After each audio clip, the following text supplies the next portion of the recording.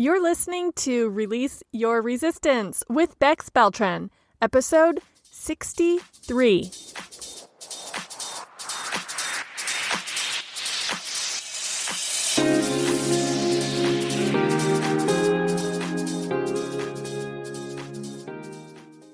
Welcome to Release Your Resistance. This is Bex. The only reason why any of us don't have what we want in life is because of our own resistance. Right now, I'm learning how to recognize and release my resistance, and this podcast tells you how you can release your resistance so that you can live the exact life that you want. Let's get started. Do you have a topic that just fascinates and entertains and delights you that you could spend hours studying and researching and talking about? I love those kind of topics, and I love finding my own and getting lost in them, and I love noticing other people who are fully competent and confident in their own favorite topics. So today I am sharing a conversation with my friend and astrological advisor, Sheridan. Even if you are not interested in astrology, you will love hearing this conversation because she explains how she developed her interest and mastery and how she uses astrology in her everyday life. Plus, we get off topic a little in a few spots and talk about some fun memories and an endearing, irrational fear. Here's the interview. It looks like we should be recording, and I am so excited to be talking with my friend Sheridan all about astrology. Sheridan, how are you doing? Thank you so much, Bex. I'm super excited to talk to you about astrology and other fun things today. I'm doing pretty well. How are you doing? I'm doing good. I have been looking forward to this conversation since we talked about doing it, so I am really excited too. Yeah, so just let's get right into it. Okay. I heard part of this story from you before, and I can't remember all the details. So why don't you tell everybody how you got into studying astrology? Yeah, that's a really fun question. So I have pretty much always been interested in it. I really have to say, since I was like 8 or 9 years old, I remember buying all the astrology books that I could from Barnes and Noble. Up all the way into adulthood, it's continued to be really interesting and fascinating for me because I think it opens a lot into human personality as well as human psyche, if I can say that. And I guess what really actually, if I had to pinpoint a moment that got me interested in astrology, we were in a grocery store checkout line, and I was a kid. And at the grocery store checkout line, they have little they have like knickknacks and magazines and things like that. Yeah. They had this little scroll for each astrological sign. And I remember I was with my family, and they were like, "Oh, you're this so-and-so sign because you're born in January." Well, it was actually the wrong sign. So when I first got interested in it, I was reading all about the sign that I actually am not, but it does coincide with my birthday in January, just different sign. And then that led me to read more, my accurate sun sign, and kind of expand and go from there. So I've been interested in it for a very long time. Wow. That's so amazing that you gave us that specific moment too, because I was imagining you as a little kid saving up all of your allowance money and going to Barnes and Noble or whatever, and like looking at the shelf and saying, "Oh, I've got that one. I've got that. Oh, I don't have this one yet," and it really made me think, like, well, what prompted that? So it was a trip to the grocery store, huh? It was. Yes. That started it all. And that's funny that you say that, because that's 100% how it was. I would just go with whatever, the allowance money or whatever, and go and be like, "Oh, I have all of these books," and reading them in Barnes and Noble. So yes, the grocery store started it all. That's amazing. So when you were that 9, 10, 12, 15, however old you were, as you were starting this path for yourself, did you actually like do your chart, like figure it out and like map it out? And I don't even know what any of this terminology, so please correct me if I'm wrong, but like, did you actually do that? So I actually, what I think is so fun and so interesting, before I even got into mapping out, that would be correct, you're correct. Oh. Mapping out or deciphering a natal chart is what we call it. Before I got there, it was so entertaining for me to learn what everything means. So sun signs, breaking down into moon signs, your houses, your planets, everyone, or I shouldn't say everyone, the majority of people probably know their sun sign. But that is one extremely small facet of the whole picture, which the whole picture we would call a natal chart.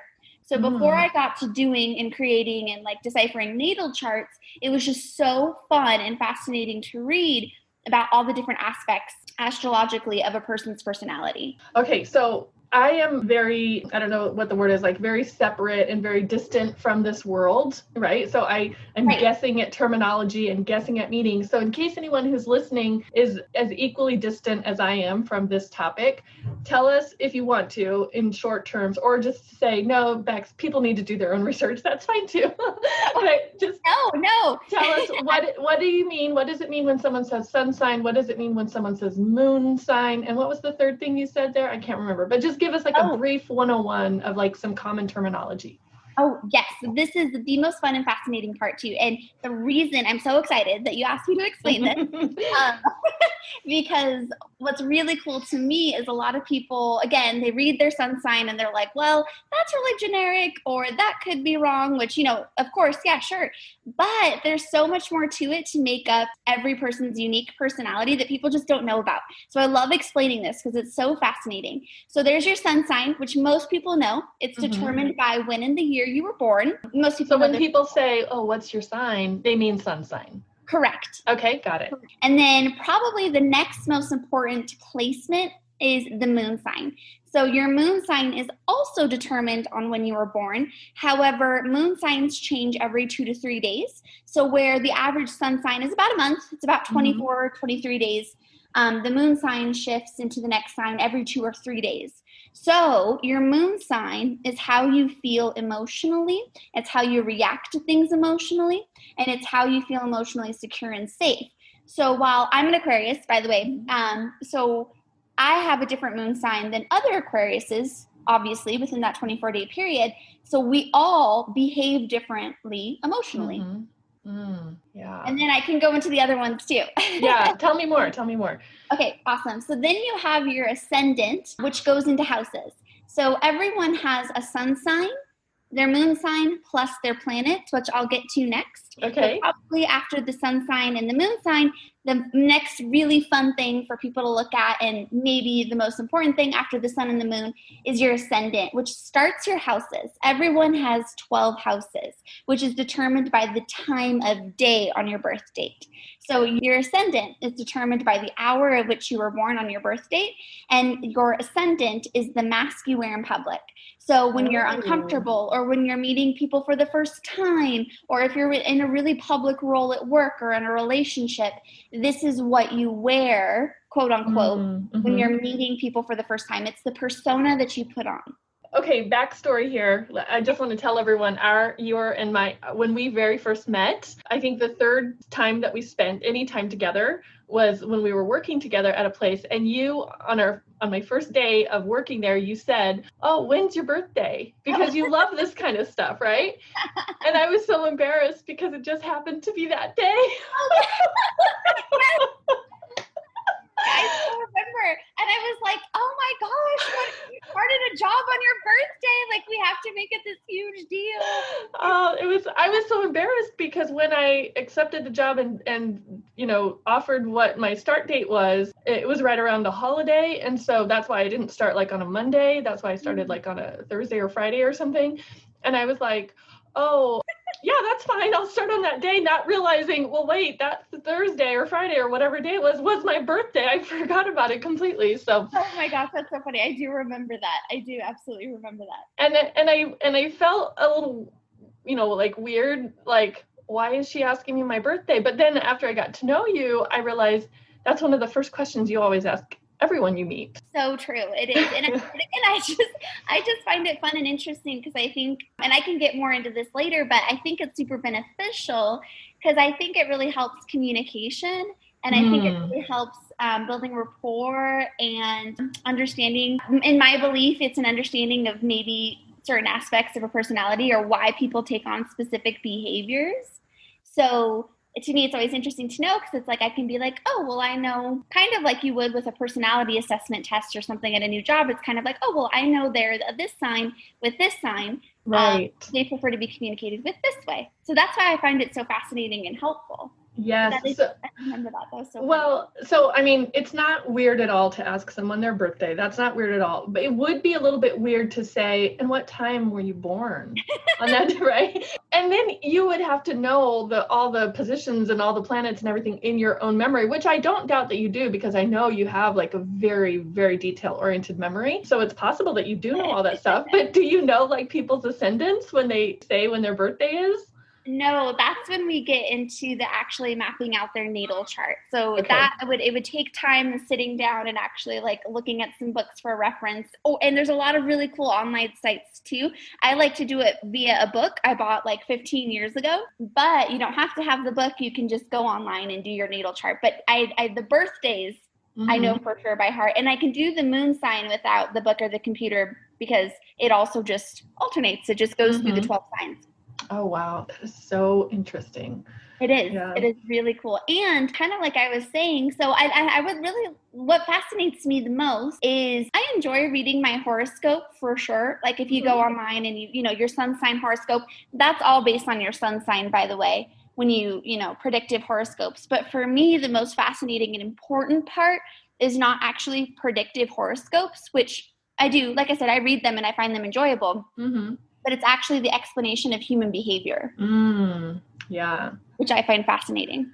Okay, so now I told you like some of the questions I thought would be fun to talk about on our call today, but I kind of want to jump around a little bit, because I agree with you. I think that is fascinating to kind of get a sense of someone's behavior. But do you ever feel the need or the desire to convert anyone to this? Or what do you think about that? Because some people are like, no, that's not true.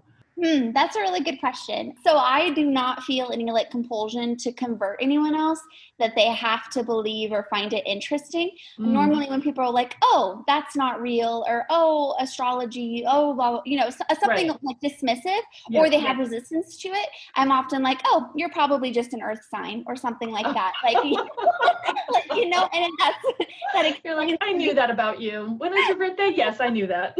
Right. Which is, I love earth signs, by the way. That is not a negative. But it's like an explanation of someone who wants to have like the tangible evidence or proof, or how would you describe an earth sign person? They're very conventional in the sense that if they can see it or feel it, they believe it. They're not, typically earth signs are not very big in the metaphysical or in something doesn't have a practical application. So they're very down to earth, they're very grounded, and they don't find untangible ideas or different things to talk about as interesting typically. Now, again, people have a sun sign, a moon sign, and planets in 12 houses. So you can have an earth sign that has their placements. All of the other placements are in water, which are super interested in the spiritual and metaphysical. And then that would obviously factor in and kind of shape that for them and kind of influence them. Yeah. So this kind of gets into the question that I had for you about how does your knowledge and expertise and love of astrology, how does that benefit you today in your life and in your work? Oh, that's such a good question. So for me, and people can disagree. Again, I am 100% okay when people disagree. And I find it really interesting actually to talk to people who sometimes do disagree. But for me, I find it really helpful in friendships, relationships, colleagues, and understanding the other person. So I find it actually helps communication, it helps relationships, and it helps me meet them where they are. So to me, it's like a mini psychology test. Sorry, go ahead. Oh, I was going to ask if you have any examples of that, or a made-up story that isn't true. Either one. Yes. So I will say I have two friends that I've met at different points in my life, but one has a lot of really, really active water placements. And then, and when we say active, what I mean is they're exalted or they're important, because some of the farther out planets, which if people are interested, I can explain more, but some of the farther out planets in a chart they don't have as much influence over the human or the personality. So your active or exalted placements are your like sun sign, moon, or ascendant. So she had really exalted water placements. And then I have a friend who has really exalted air placements.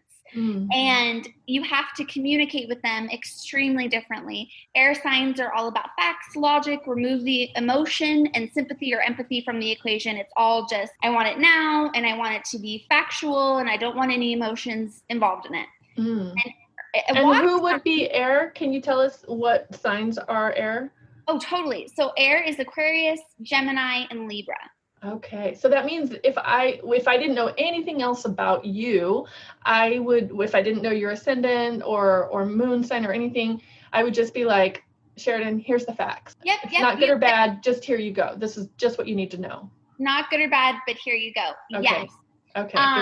Yeah. And I could totally explain other parts of my chart too, which would also influence that communication. Okay. And the exchange of facts would be really big for an air sign too. Like they love to communicate and talk.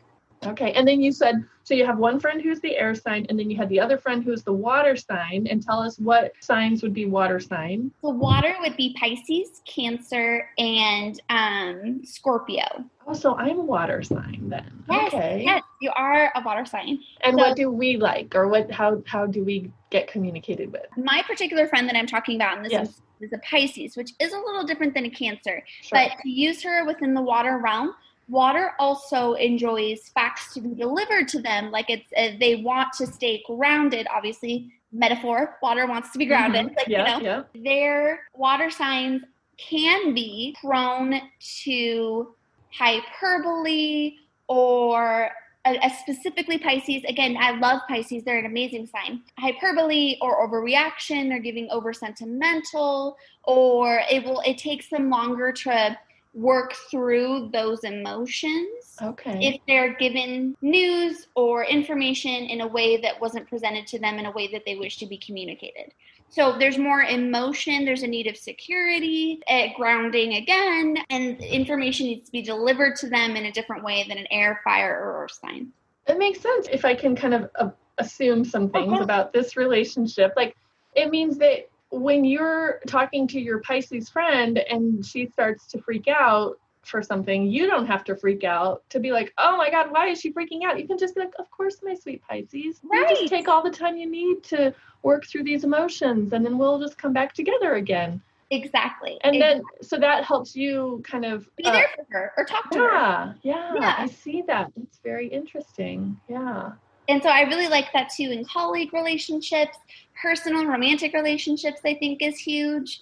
And then at friendships, I think it's really interesting. And again, there's a lot of aspects to a natal chart, which lends to different parts of someone's personality. And even though there's the umbrella of water or air, a Pisces and a Cancer are very different. An Aquarius and a Gemini are very different, but they share grouped similarities. That makes sense.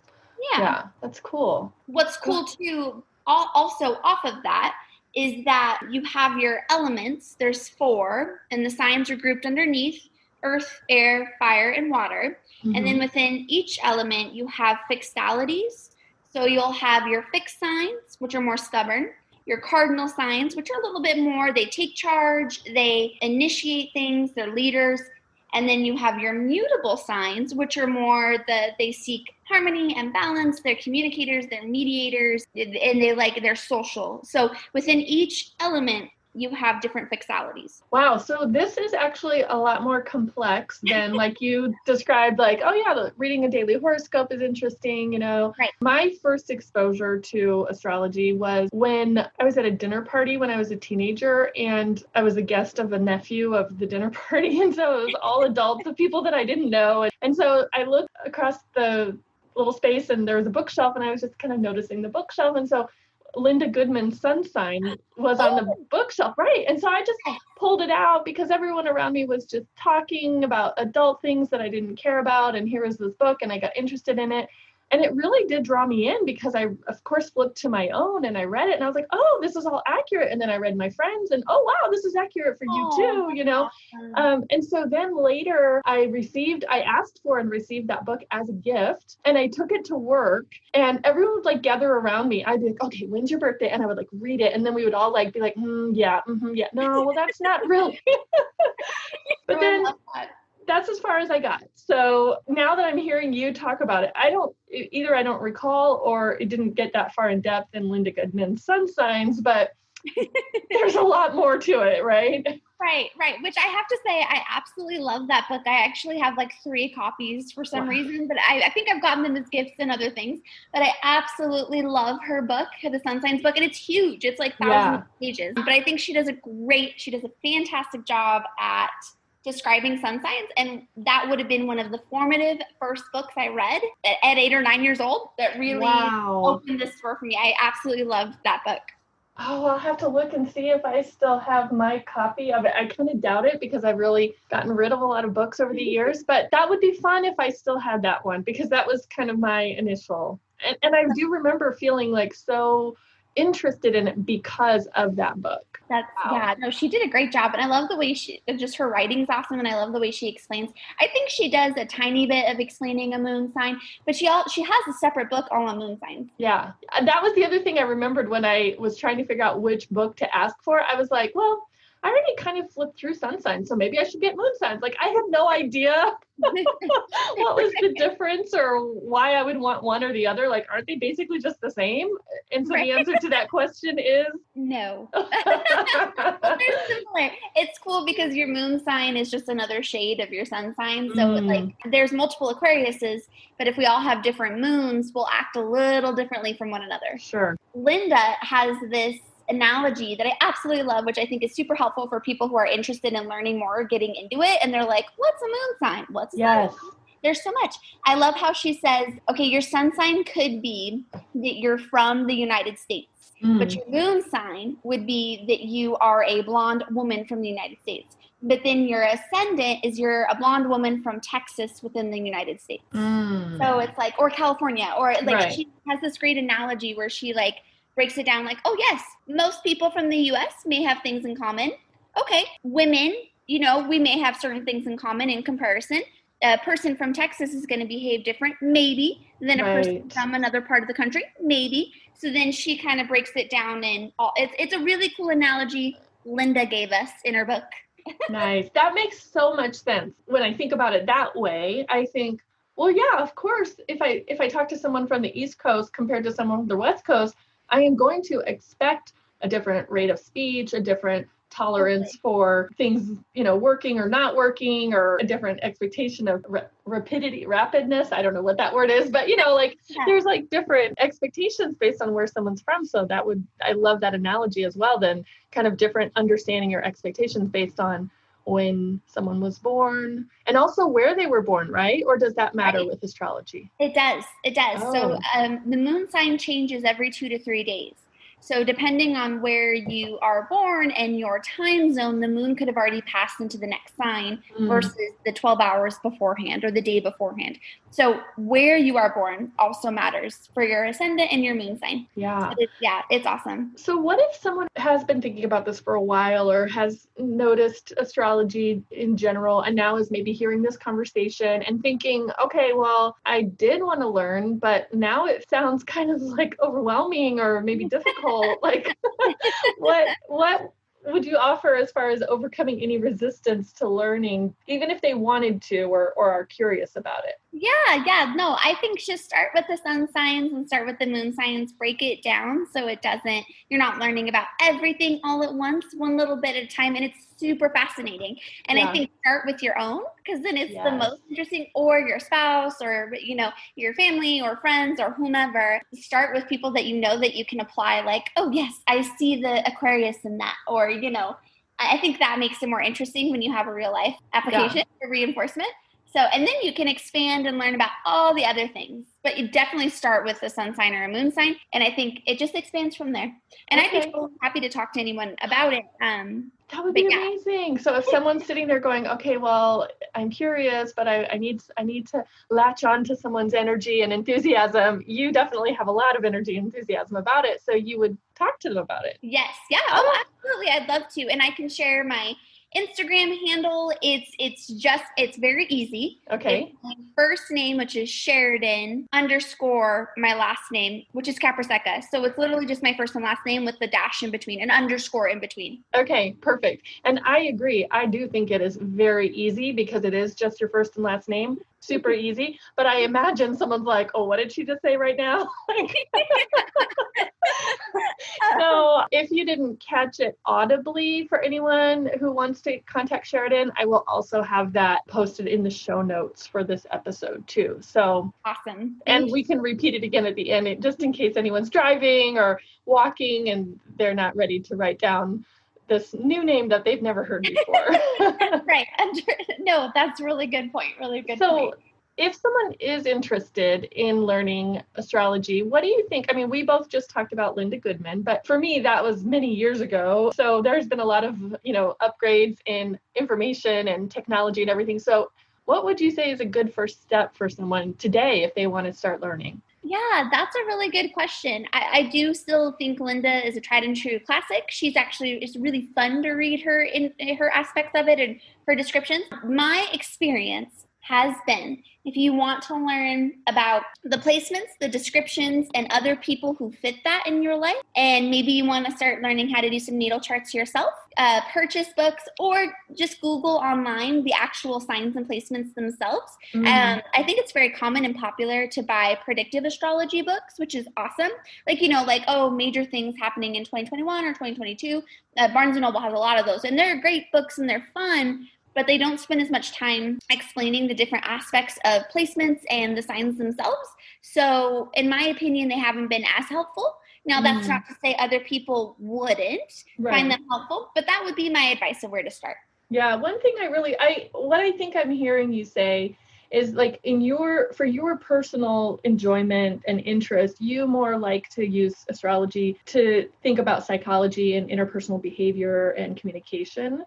Yes. Although the other side of it exists as well, like predictive. And one thing that I really like is when someone who is in the astrology someone who studies it and understands it, makes like this little introduction, like at the beginning of a conversation or sometimes in a meeting or something, and they'll say something like, oh, well, it's no wonder because, and I'm not going to say the right thing, but they'll be like, it's no wonder because, Pluto is in retrograde and blah, blah. And it's like, and then it just I'm like, oh, I did not know that. But thank you for that explanation of why everyone is grouchy, or, thank you for that explanation of why I tripped and stubbed my toe when I walked in. Like, okay, it makes me feel a little better, to think maybe it was planetarily influenced, not just. Oh, totally. Yeah. So do you use any of that, or do you think about that? Mm-hmm. Absolutely. Well, Mercury Retrograde is, as I think a lot of people have heard about or learned about, Mercury Retrograde is a real thing, and it definitely causes very hectic, crazy days. So yes, I am very aware when Mercury is retrograde or if there is a full moon. I think full moons are also extremely good to watch. And what's so interesting about that is the notion of watching for full moons and, observing extreme or enhanced behavior is way pre anyone writing astrology books. Like there's evidence and there's writings and there's stuff like that of like ancient civilizations watching for the full moon because there's increased violence, there's increased accidents. Animals often give birth around a full moon. There's all kinds of anyone writing an astrology book, ancient civilizations were watching for the full moon. Yes. So I kind of, maybe this is just me making this up, but I kind of feel like even if there's people out there who are like, nah, astrology, nah, I don't think so. But you say, well, full moon, and they're like, oh, well, I believe in that. Totally. And I think that's so interesting, isn't it? But absolutely. And what's so, like, again, when you get down to the predictive, I 100% believe in like Mercury retrograde, your Saturn return, and full moons because they affect us all. I love reading my daily Aquarius horoscope, but then again, I'm only Aquarius in one place. Then I have all these other planets and houses, so you have to take those daily horoscopes maybe with a grain of salt, but they're still fun and there's still truth in them, I feel. Yeah. But Mercury retrograde, full moons, those astrological and planetary happenings affect everybody, all signs. Yes. So I remember the first time that I ever heard the phrase, because again, I'm pretty distant from this topic. I don't know much about it, but I was listening to a podcast and I heard someone talking about their Saturn return. And I came to you and I was like, Sheridan, have you ever heard of a Saturn return? Yes. Yes. You're like, oh, yes. Would love to write a book on Saturn returns. I think they're one of the most powerful and important aspects everyone goes through. So just give us a quick definition. What do we mean when we say Saturn return? Okay, so breaking it down, Saturn is everyone's planet of, it's a tower year. You're coming to terms. You're gonna go through some life lessons. Saturn is a lesson giver. So your Saturn return is always 28 years apart because that's when Saturn goes through a cycle. So it's 28 and then 56, whatever 28 plus 28 is, and so forth. And then you've done a full soul cycle. Your Saturn has gone through every sign. It takes 28 years for Saturn to get through all the signs because it's a slow moving planet. And basically, it's like when your cell, like every 7 years, you get new cells or something in your body. Basically, it's like your Saturn slate is being wiped clean. It is normally whatever aspect of your life it falls in is going to have some heavy responsibility with it, but it's only for the reason of its shining light of where you need to grow and cut excess so that we can all be the best that we can be. So does it happen for everyone in their 28th year? Yep, it's everyone. Obviously everyone turns 28 at different years. Hopefully. But it's when you turn 28 that is your Saturn return, and then it happens again 28 years later. Got it. So what I could do, since I'm a little bit past 28, is I could look back at my 28th year and kind of notice how Saturn return showed up for me. Is that accurate? Absolutely. Yes, okay. Absolutely. And then if someone is going to be turning 28 coming up here pretty soon, they might just kind of mentally prepare themselves and accept, or if I'm about to turn 56 or something, I could just be like, hey, there's some planetary stuff about to happen. I don't need to worry. I just need to be open, aware, open for lessons, ready to experience change, growth, whatever it might be. Yep. And normally, like if you're reading astrology blogs or books, Saturn is painted very negatively. Like it's the mean planet, but it's really not. Actually, it's one of my favorite planets because you are cutting away and you're learning lessons so that you can be the best form of yourself and you can grow. And you come out of it like a shiny penny. Like, you know, it's so sweet, right? Yeah. Right. So, but if people are getting interested in astrology for the first time, they're going to be like, oh my gosh, this is a horrible event and Saturn is something to be concerned about.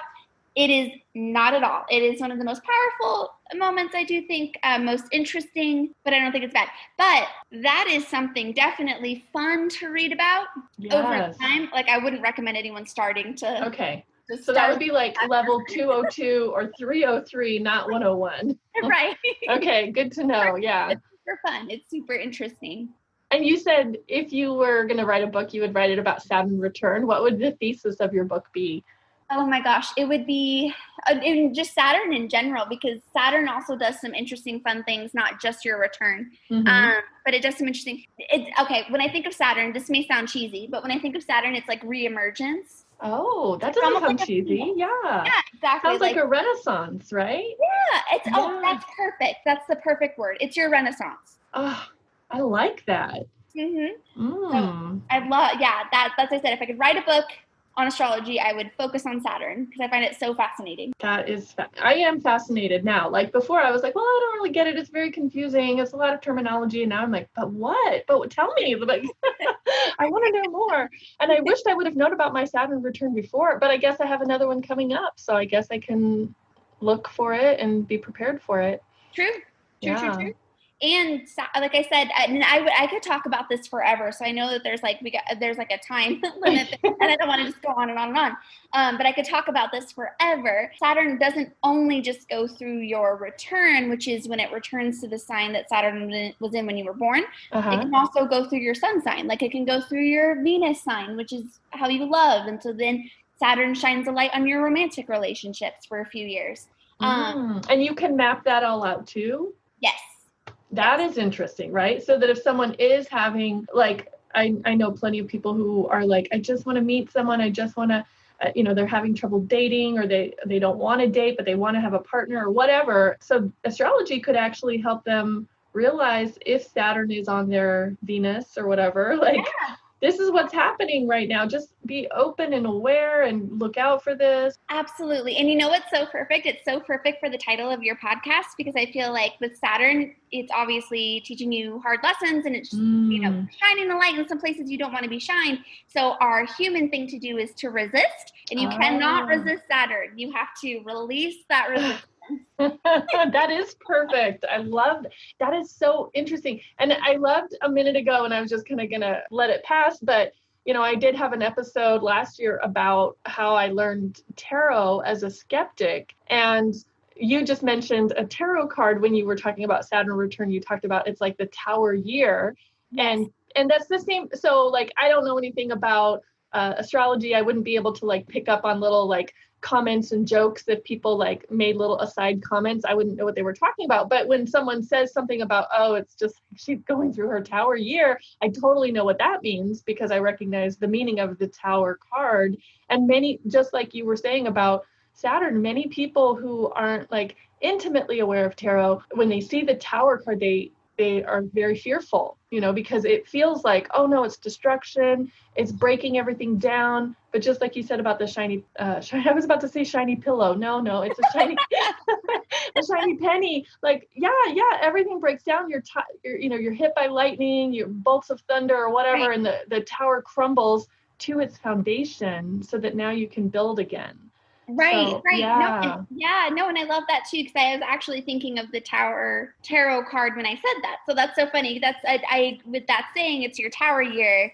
Saturn kind of acts a little bit like that. Wow. Okay. Is there anything else you think people should know, or do you want to share anything else that I didn't ask about as far as astrology goes? Oh, no. Yeah. Like I said, I love talking about this. So if anyone is interested in talking about this some more, or they would like more explanation of how things break down or the different things that are included in a natal chart, I would love to talk about it. Okay, and I'll give a plug too. I should have looked at it before we got on our call, but you did my natal chart for me and last summer, and it was very interesting to read it, and you did each of all the different aspects. So you were like, in this area this, and in this area that, and I was like, oh my goodness, it's so fascinating. It's so interesting. So thank you. Yeah, absolutely. I'm going to go back and look at it again, because now I have a renewed interest. So yeah, I definitely encourage anyone who's curious, if they want to take Sheridan up on the offer, just to have a fun, interesting chat, to reach out on Instagram and set something up. Let me ask you, if you let me, a few fun personal questions. What do you think about that? Oh, of course. Yeah, that sounds fun. All right. Just doesn't have to be about astrology, but it could be if it is. So what would you say, how would you describe your dream life? Oh, that's such a good question. So for me, my dream life would be something where I love to travel, which fits into my moon in Sagittarius, to tie that into astrology. Mm-hmm. So I love to travel, and my dream life is finding fulfilling work that I'm really passionate about, that also allows me the flexibility to take time to travel. Because, sometimes work can get a little crazy, which is expected and as is. But for me, my dream life would be to, find fulfilling work that allows me to travel to lots of really cool, interesting places. And like I said, that kind of ties into one of my astrological placements. That's interesting. Yeah. Okay, cool. What's your favorite advice that you've ever given or heard from someone else? Oh, that is okay, so I have multiple. I would not say I'm the best advice giver, so I'm not. Okay. But received. Bex, you're an amazing advice. You give fantastic advice and insight. But my favorite advice received, well, there's two. Water seeks its own level, which basically just means it's kind of like if everything's okay in the end. If it's not okay, it's not the end. But basically, you'll have really high highs in life. You'll probably have some lows. You'll go through ups and downs. Nothing ever stays the same. Change is constant. But water always wants to seek its own level. So if you have a really bad chapter, you'll probably come out with a good chapter, and vice versa. It's all about going through the different chapters in life. Okay, that is good advice. Yeah. And then my other one is, I'm going to butcher it, but it is the quote by Theodore Roosevelt, like the man in the arena. I love that one. Yes. Yeah, courage is the man in the arena, not the people making fun of him or chastising him that are not in the arena. You know, that kind of the effect of that. At least for me, the famous part of it is the part about daring greatly. Oh, yes. Because that, you know, Brene Brown, that's the title of her book too, right? So good. Absolutely. I love that advice. So nice. What about, do you have a pet peeve or maybe an irrational fear that you want to share publicly? I can't think of a pet peeve off the top of my head. I'm sure I've got them, but I can't think of them. Some irrational fears that I have. I have many an irrational fear. And you don't have to say them out loud if you don't want to. I just thought that would be kind of an interesting question. Okay, I will share one that's a little embarrassing, but it's interesting. It is irrational and weird, and I will say I think it's unique. When I first saw the movie Jurassic Park, I was absolutely terrified by raptors. But genuinely, I thought they could drive cars. I thought they could follow you home. I thought that they could show up in, like, genuinely, I had a phobia thinking raptors could be in our day-to-day life. Wow. Yeah. I do think that's unique because, I mean, I don't think raptors are current, right? So, no. Okay, so that was why it was like irrational, because they don't exist in our current universe that we know of. Okay. And I will say that's a phobia that I've really worked through, and I no longer feel those fears, and I can watch Jurassic Park just fine. Great movie. So I will say that was a very irrational fear that I had once upon a time. It's kind of funny. Yeah. And a little, you know. It's very endearing. Yeah, I like it. What about, do you have a secret, or obvious, doesn't have to be a secret, talent? Ooh. I don't know the answer to that question. Well, you've told me I have a really good memory, but I don't know if that counts as a talent.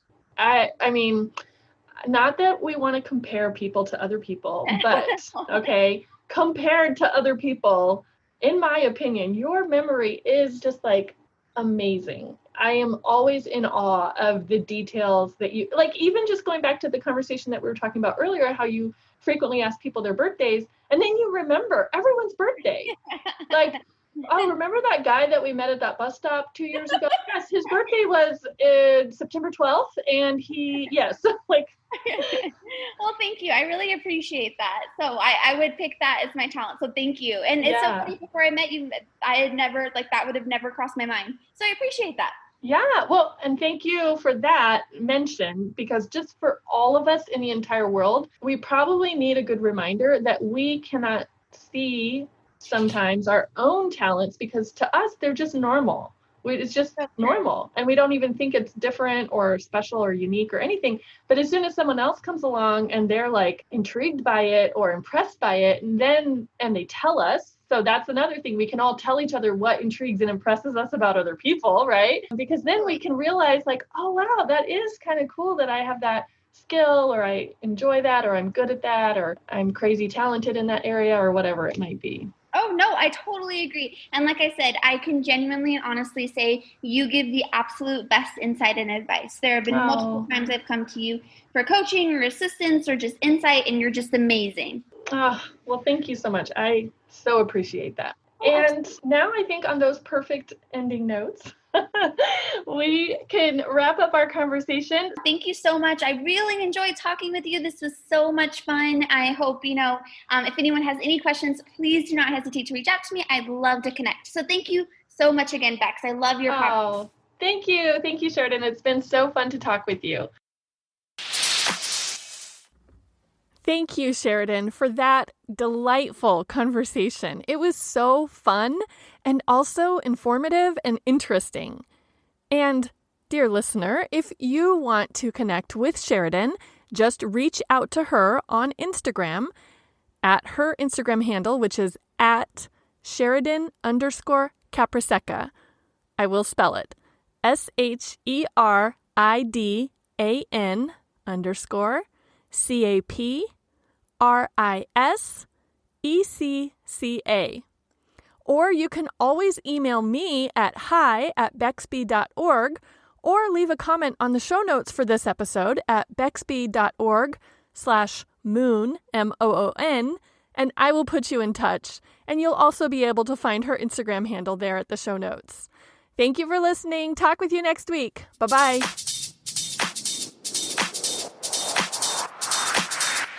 This has been Release Your Resistance. Thank you for listening. If you like this podcast, make sure you're subscribed and leave a review on Apple Podcasts. Also, think about someone who you know who would love this episode and share it with them. There should be a share button on your app if you're listening to this on your phone. If you'd like to continue this conversation one-on-one or in real time, come visit me on my site at bexb.org to see how we can work together.